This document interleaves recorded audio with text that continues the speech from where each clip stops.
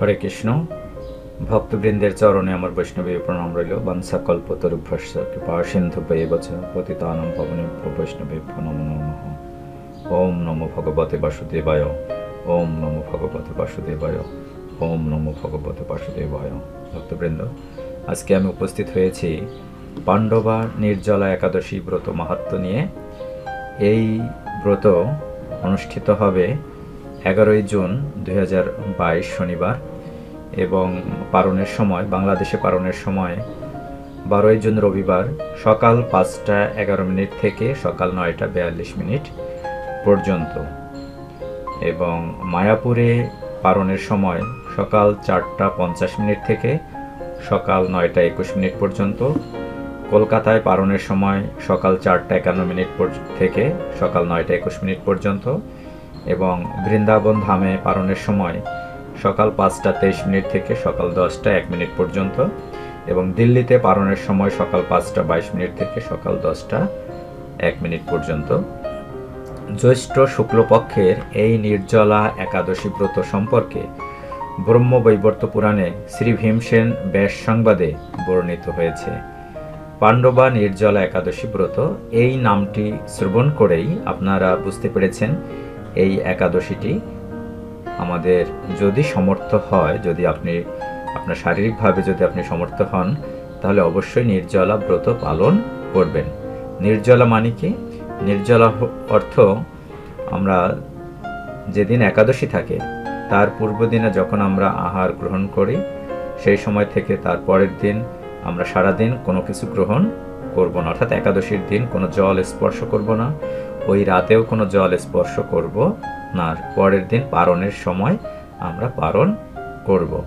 এটি হচ্ছে কি নির্জলা একাদশী ব্রত। যদি আপনি সমর্থ হন, সেক্ষেত্রে আপনি নির্জলা একাদশী ব্রত পালন করবেন, কারণ এই একটি মাত্র একাদশী ব্রত পালন করলেই শাস্ত্রে বলা হয়েছে আপনার যদি অন্যগুলো একাদশী আপনি যদি পালন করতে না পারেন, সেক্ষেত্রে তার ফল লাভ করতে পারবেন। মহারাজ যুধিষ্ঠির বললেন, হে জনার্দন, আমি অপরা একাদশীর সমস্ত মাহাত্ম্য শ্রবণ করলাম। এখন জ্যৈষ্ঠ শুক্লপক্ষের একাদশীর নাম ও মাহাত্ম্য কৃপাপূর্বক আমার কাছে বর্ণনা করুন। শ্রীকৃষ্ণ কি বললেন? তিনি বললেন, এই একাদশীর কথা মহর্ষি ব্যাসদেব বর্ণনা করবেন, কেননা তিনি হচ্ছেন সর্বশাস্ত্রের অর্থ ও তথ্য পূর্ণরূপে জানেন। অর্থাৎ আমাদের বৈদিক শাস্ত্রসমূহ সবকিছুই কি ভগবান ব্যাসদেব প্রণয়ন করেছেন। ভগবান ব্যাসদেব হলো কে? যে ভগবান শ্রীকৃষ্ণের সপ্তাবেশ অবতার হচ্ছে ব্যাসদেব। রাজা যুধিষ্ঠির ব্যাসদেবকে বললেন, হে মহর্ষি দ্বৈপায়ন, আমি মানুষের লৌকিক ধর্ম এবং জ্ঞানকাণ্ডের বিষয়ে অনেক শ্রবণ করেছি। আপনি যথাযথভাবে ভক্তি বিষয় নিয়ে কিছু ধর্মকথা এখন আমায় বর্ণনা করুন। অর্থাৎ আমাদের এই বেদে কর্মকাণ্ড এবং জ্ঞানকাণ্ডে পরিপূর্ণ, এবং বলা হয়েছে চৈতন্য চরিতামৃত কর্মকাণ্ড জ্ঞানকাণ্ড হচ্ছে কি বিষের ভাণ্ডের সাথে তুলনা করা হয়েছে। তাই আপনি এমন কিছু আলোচনা করুন ধর্ম ভক্তি বিষয় নিয়ে। অর্থাৎ আমাদের মূল উদ্দেশ্য কিন্তু ভক্তি, ভগবান শ্রীকৃষ্ণের প্রতি যে অহৈতুকী এবং অপ্রতিহতা ভক্তি হচ্ছে কি এই জন্ম মৃত্যুর চক্র থেকে মুক্তির উপায় হচ্ছে কি অহৈতুকী ভগবান শ্রীকৃষ্ণের প্রতি ভক্তি। শ্রী ব্যাসদেব বললেন, হে মহারাজ, তুমি যেসব ধর্মকথা শুনেছ, এই কলিযুগের মানুষের পক্ষে সে সমস্ত পালন করা অত্যন্ত কঠিন, যা সুখে সামান্য খরচে অল্প কষ্টে সম্পাদন করা যায়, অথচ মহাফল প্রদান করে, এবং সমস্ত শাস্ত্রের সারস্বরূপ সেই ধর্মই কলিযুগে মানুষের পক্ষে করা শ্রেয়। অর্থাৎ কলিযুগের, যেমন গীতায় বলা হয়েছে কি যে বিভিন্ন যোগের কথা, অষ্টাঙ্গ যোগের কথা বলা হয়েছে 6ষ্ঠ অধ্যায়। পরে কিন্তু ভগবান শ্রীকৃষ্ণ কি বলছেন যে ভক্তি ভগবান তুমি, কারণ কলিযুগে মানুষের পক্ষে, অর্থাৎ অর্জুন এগুলো বললো যে আমার পক্ষে এই সমস্ত যোগ আমার পক্ষে থাকা সম্ভব নয়, তাও হচ্ছে কি দাপর যুগের শেষে। তাই কলিযুগের মানুষের কথা আর কি বলবো। তাইলে কলিযুগের মানুষের এমন সহজ সাধ্য ধর্ম হচ্ছে কি ভগবান শ্রীকৃষ্ণের প্রতি অহেতুকী ভক্তি, বা তার সেবা করাই হচ্ছে কি, বা যুগ ধর্ম কি হরে কৃষ্ণ মহামন্ত্র কীর্তন করাই হচ্ছে কি কলিযুগের মানুষের জন্য উপযোগী। এবং এই একাদশী ব্রত যা হচ্ছে কি অল্প খরচে অল্প কষ্টে সহজে সম্পাদন করা যায়, কিন্তু আমরা একই ফল লাভ করতে পারবো। তাই কলিযুগে মানুষদের সহজ সাধ্য আমাদের ধর্ম আচরণের জন্য কি আমাদের এই একাদশী ব্রত দেয়া হয়েছে। উভয় পক্ষের একাদশীর দিনে ভোজন না করে উপবাস ব্রত করবে। দ্বাদশীর দিন স্নান করে শুচিশুদ্ধ হয়ে নিত্যকৃত্য সমাপনের পর শ্রীকৃষ্ণের অর্চন করবে। এরপর ব্রাহ্মণদেরকে প্রসাদ ভোজন করাবে। অশৌচাদিতেও এই ব্রত কখনো ত্যাগ করবে না, অর্থাৎ কোনো অবস্থাতেই এই একাদশী ব্রত আমাদের ত্যাগ করা উচিত নয়। যাদের বয়স 8 থেকে 80 বছর, পদ্মপুরাণে বলা হয়েছে সকলেরই এই একাদশী ব্রত থাকা উচিত। আপনি যদি স্বর্গে যেতে চান, কি বলা হয়েছে দেখেন, যে সকল ব্যক্তি স্বর্গে যেতে চায় তাদের সারা জীবন এই ব্রত পালন করা উচিত। তাহলে অবশ্যই আমরা স্বর্গে যেতে আমরা পারবো। পাপ কর্মে রত ও ধর্মহীন ব্যক্তিরাও যদি একাদশী দিন ভোজন না করে তবে তারা যমযাতনা থেকে রক্ষা পায়। আরেকটি আমাদের কি ফল লাভ করব, যে একাদশীর এই নির্জল একাদশী ব্রত যদি আমরা পালন করি তাহলে যমযাতনা থেকে রক্ষা পাব। এই শ্রী ব্যাসদেবের এসব কথা শুনে যে ভীমসেনের কি অবস্থা হয়েছিল, ভীমসেন তখন অশ্বত্থ পাতার মতো তিনি থরথর করে কাঁপছিলেন এবং তিনি ব্যাসদেবকে বললেন, হে মহাবুদ্ধি পিতামহ, মাতা কুন্তী, দ্রৌপদী, ভ্রাতা যুধিষ্ঠির, অর্জুন, নকুল ও সহদেব এরা কেউই একাদশীর দিন ভোজন করে না, আমাকে অন্ন গ্রহণ করতে নিষেধ করে, কিন্তু দুঃসহ ক্ষুধা যন্ত্রণার জন্য আমি উপবাস করতে পারি না। কেন সে উপবাস করতে পারে না? এরপরে তিনি ভীমসেন তা বলছে ব্যাসদেবের কথার পরে। ভীমসেনের এরকম কথায় ব্যাসদেব বলতে লাগলেন, যদি স্বর্গাদি দিব্যধাম লাভে তোমার একান্ত ইচ্ছা থাকে তবে উভয় পক্ষের একাদশীতে ভোজন করবে না। যদি তুমি স্বর্গাদি লাভ করতে চাও, বৈকুণ্ঠ লোক লাভ করতে চাও, বিষ্ণু লোক, তাহলে অবশ্যই তুমি একাদশীর দিন ভোজন করবে না। ভীমসেন বললেন যে আমার নিবেদন এই যে উপবাস তো দূরের কথা, দিনে একবার ভোজন করে থাকাও আমার পক্ষে অসম্ভব। কেন অসম্ভব একবার ভোজন করেও? কারণ হচ্ছে ভীমসেনের উদরে বৃক নামে এক অগ্নি রয়েছে, অর্থাৎ আমাদের সকলের উদরে অগ্নি রয়েছে, জঠরাগ্নি, যার সাহায্যে কি এই খাদ্যদ্রব্য হজম হয়।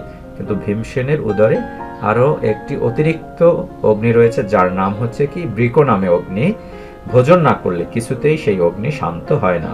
তাই প্রতিটি একাদশী পালনে আমি একেবারেই অপারগ। ভীমসেন কেন একাদশী থাকতে পারে না সে কথা তিনি বললেন, হে মহর্ষি, বছরে একটি মাত্র একাদশী পালন করে যাতে আমি দিব্যধাম লাভ করতে পারি এরকম কোন একাদশীর কথা আমাকে নিশ্চয় করে বলুন। তখন ভীমসেন বলল, আমাকে এমন একটি উপায় বলুন যে আমি একটি মাত্র একাদশী থাকবো, অন্য কোনো একাদশী থাকা আমার পক্ষে সম্ভব নয়।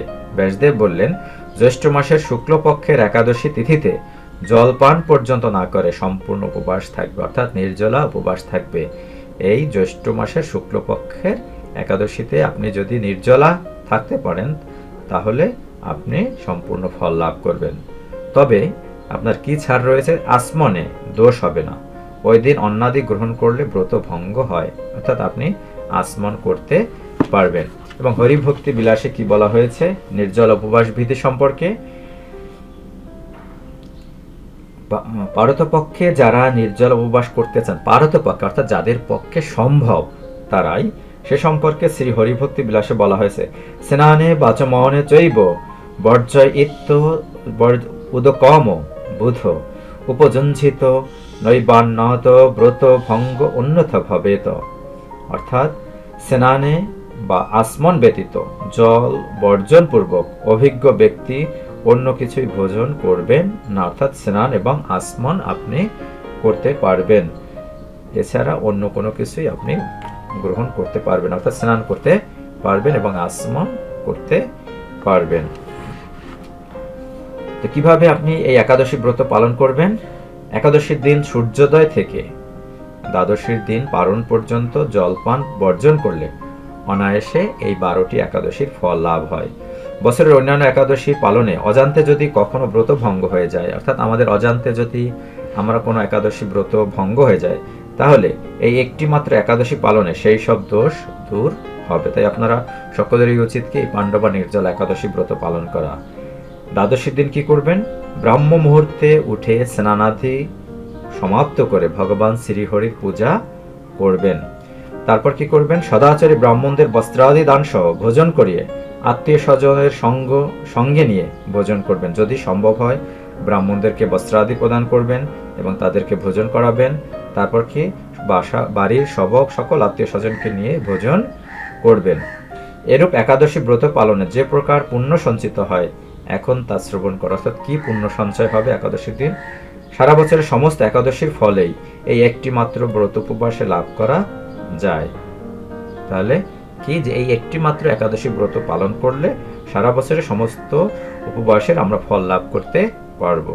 শঙ্খ চক্র গদা পদ্মধারী ভগবান শ্রীকৃষ্ণ আমাকে বলেছেন, বৈদিক ও লৌকিক সমস্ত ধর্ম পরিত্যাগ করে যারা একমাত্র আমার শরণাপন্ন হয়ে এই নির্জল একাদশী ব্রত পালন করে তারা সর্বপাপ মুক্ত হয়। দ্বিতীয় আমাদের এর লাভ কি, যে যদি আমরা একাদশী ব্রত পালন করি নির্জল একাদশী, তাহলে আমরা সর্বপাপ থেকে মুক্তি লাভ করতে পারবো। বিশেষত কলিযুগে ধন সম্পদ দানের মাধ্যমে সদ্গতি বা স্মার্ত সংস্কারের মাধ্যমে যথার্থ কল্যাণ লাভ হয় না।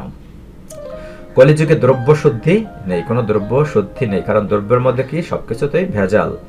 কলিতে শাস্ত্রোক্ত সংস্কার বিশুদ্ধ হয় না, তাই বৈদিক ধর্ম কখনো সুসম্পন্ন হতে পারে না। হে ভীমসেন, তোমাকে বহু কথা বলার আর কি প্রয়োজন? তুমি উভয় পক্ষের একাদশীতে ভোজন করবে না? যদি তাতে অসমর্থ হও তবে জ্যৈষ্ঠ মাসের শুক্লপক্ষের একাদশীতে অবশ্যই নির্জলা উপবাস করবে, অর্থাৎ এই একাদশীটা তুমি নির্জলা থাকবে। এই একাদশী ব্রত ধনধান্য ও পুণ্যদায়িনী। যমদূতগণ এই ব্রত পালনকারীকে মৃত্যুর পর স্পর্শ করতে পারেন, অর্থাৎ যমদূতরা আপনাকে স্পর্শ করবে না, অর্থাৎ নরক যাতনা আপনি ভোগ করবেন না। পক্ষান্তরে বিষ্ণুদূতগণ তাকে বিষ্ণুলোকে নিয়ে যান, অর্থাৎ বিষ্ণুদূতগণ কি করে? তাকে বৈকুণ্ঠ লোকে নিয়ে যায়, যেখানে কোনো কুণ্ঠা নাই, অর্থাৎ যেখানে যদি আমরা যেতে পারি তাহলে আর আমাদের এই কারাগারে ফিরে আসতে হবে না, জন্ম মৃত্যুর চক্রে আবর্তিত হতে হবে না, যদি আমরা একাদশী ব্রত নিষ্ঠার সাথে পালন করে থাকি।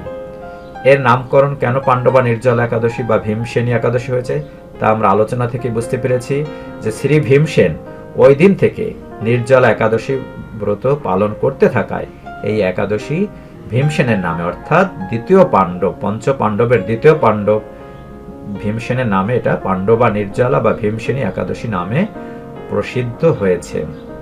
পঞ্চম কি লাভ? এই নির্জল একাদশীতে পবিত্র তীর্থে স্নান দান জপ কীর্তন ইত্যাদি যা কিছু মানুষ করে তা অক্ষম হয়ে যায়, অর্থাৎ এই দিন আমরা যা কিছু করব, অর্থাৎ ভালো যা কিছু করব, তীর্থে স্নান করব, দান যদি করে থাকি, জপ যত বেশি আমরা জপ করতে পারি এই দিন একাদশীর দিন আমরা বেশি করে জপ করব, অর্থাৎ ভগবান শ্রীহরির সবসময় স্মরণে থাকবো, একাদশ ইন্দ্রিয়ের সাহায্যে ভগবান শ্রীহরির সেবা করব, কীর্তন করব, যা কিছু আমরা ভালো যা কিছু করবো সবকিছু অক্ষয় হয়ে যাবে, খারাপ কিছু করলে তাও অক্ষয় হয়ে যাবে। যে ব্যক্তি ভক্তি সহকারে এই একাদশীর মাহাত্ম্য পাঠ বা শ্রবণ করেন, অর্থাৎ যিনি ভক্তির সাথে এই একাদশী ব্রত মাহাত্ম্য পাঠ করেন এবং যিনি শ্রবণ করেন ভক্তির সাথে, তিনি বৈকুণ্ঠ ধাম প্রাপ্ত হন। তাহলে আমরা দেখতে পাই কি যে এই একাদশী ব্রতের ফল কি বা মাহাত্ম্য কি কি গুরুত্বপূর্ণ জিনিসগুলো কি, পয়েন্টগুলো হচ্ছে কি, সারা বছরের সমস্ত একাদশীর ফল এই পাণ্ডবা নির্জল একাদশী ব্রত পালন করলে আমরা তা লাভ করতে পারবো। 1, 2 হচ্ছে কি, এই নির্জল একাদশী ব্রত পালনকারী সর্বপাপ থেকে মুক্তি লাভ করে। 3 হচ্ছে এই ব্রত পালনকারীকে মৃত্যুর পর যমদূতগণ তাকে স্পর্শ করে না। 4 হচ্ছে বিষ্ণুদূতগণ তাকে বিষ্ণুলোকে নিয়ে যায়। 5 হচ্ছে যা পূর্ণ কর্ম আমরা করে থাকবো, তীর্থে স্নান দান জপ কীর্তন সবকিছু অক্ষয় হয়ে থাকবে এবং এই মাহাত্ম্য পাঠ বা শ্রবণ করলে আমরা বৈকুণ্ঠ ধাম প্রাপ্ত হব। তো কত কিছু লাভ শুধুমাত্র একটি দিন যদি আমরা কষ্ট করে থাকি। তাই আমরা সবাই এই একাদশী ব্রত পালন করব। হরে কৃষ্ণ। সকলের মঙ্গল হোক, সকলের ভগবত ভক্তিকে এই প্রার্থনা করি। হরে কৃষ্ণ।